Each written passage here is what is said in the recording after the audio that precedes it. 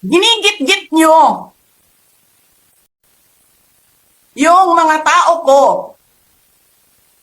dyan sa envelope na yan. Lisa Marcos, naalala mo? Nagpadala ka sa akin ng video?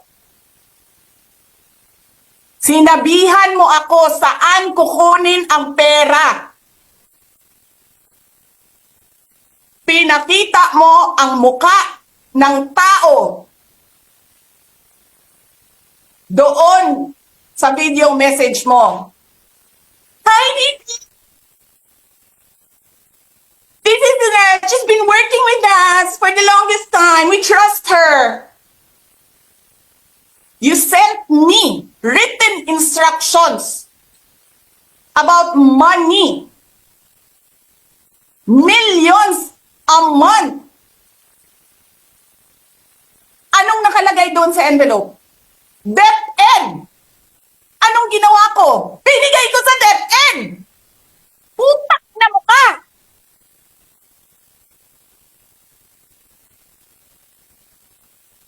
Wala ka ngang posisyon sa gobyerno, namimigay ka ng pera ng gobyerno eh.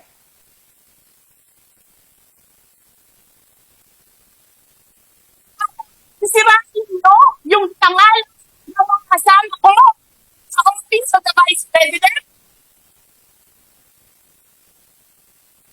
Sasabihin nyo sa mga tao, nakaw yan, confidential funds yan. Niwala nga kayong isang proof na confidential funds yan. Naniwala lang kayo sa isang babae na ang pangalan ay Gloria Mercado na nagsabi confidential funds yan, na hindi nyo nga nilabas, na wala pang confidential funds, meron ng white envelope. Kasi 2022 pa lang, tangina mo ka, may utos na ng pera sa DepEd. Tapos kami yung nagsisinungaling? Nagpipigil ako eh. Kasi gusto ko lang magtrabaho. Gusto ko lang tapusin nyo na yung puting show ninyo dyan sa House of Representatives para makabalik na kami sa trabaho namin.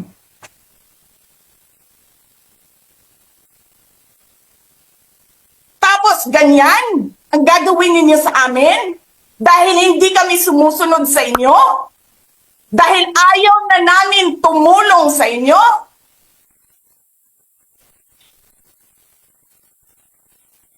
Ganito gagawin ninyo?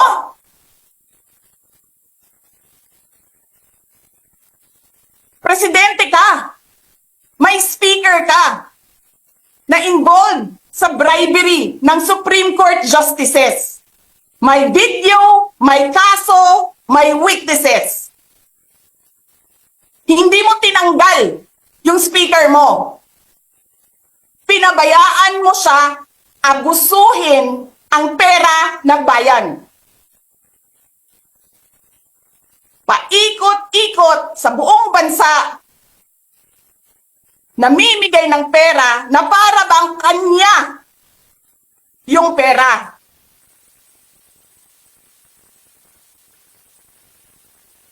Eh di ba nga, lagi niyo sinasabi separation of powers? Anong trabaho ng legislative branch? Gumawa ng batas.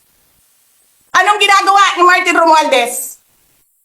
Nagdidirect ng DSWD, namimigay ng ayuda,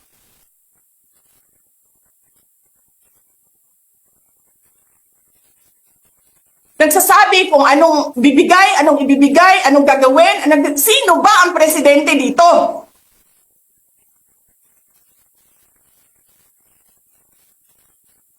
Alam nyo, alam namin, mali ang ginagawa ninyo. Sinabihan ko lang mga kasama ko sa Office of the Vice President, pasensya na, sumunod na lang tayo para matapos na sila. Tapos ganito ang gagawin ninyo?